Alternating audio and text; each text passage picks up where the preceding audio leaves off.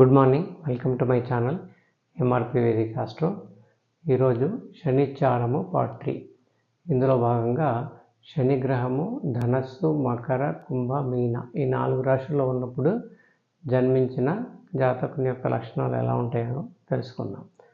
So శని గ్రహము ధనస్సు రాశిలో ఉండగా జన్మించిన జాతకుని యొక్క లక్షణాలు ఎలా ఉండొచ్చు అంటే, ఆ జాతకుడు మంచి జ్ఞాని అయి ఉండి ఆ జ్ఞానాన్ని ఇతరులకు బోధించేవాడుగా ఉండి సిరి సంపదలు కలిగి ఉన్నత పదవిని పొందువాడే ఉండొచ్చు.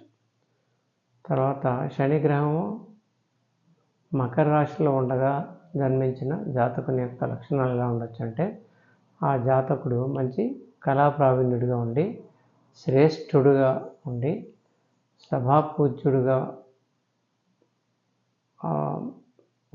గౌరవాన్ని పొంది మంచి కార్యదక్షత కలిగిన వాడే ఉండొచ్చు.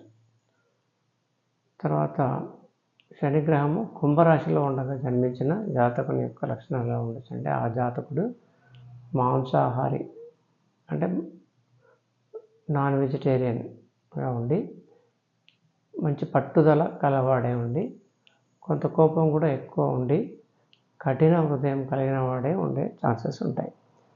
తర్వాత శని గ్రహం మీన రాశిలో ఉండగా జన్మించిన జాతకుని యొక్క లక్షణాలు ఎలా ఉండొచ్చు అంటే, ఆ జాతకుడు మంచి దైవభక్తి కలిగి ఉండి మంచి కళాప్రియుడుగా ఉండి గుణవంతుడుగా ఉండే ఛాన్సెస్ ఉంటాయి.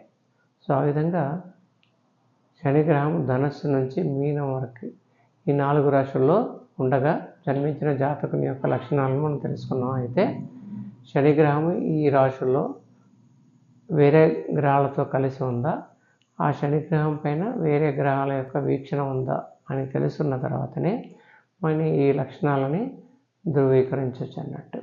సో ఈ ఇన్ఫర్మేషన్ అనేది నాలెడ్జ్ పర్పస్కి మాత్రమే షేర్ చేయబడింది. Thank you for watching the video.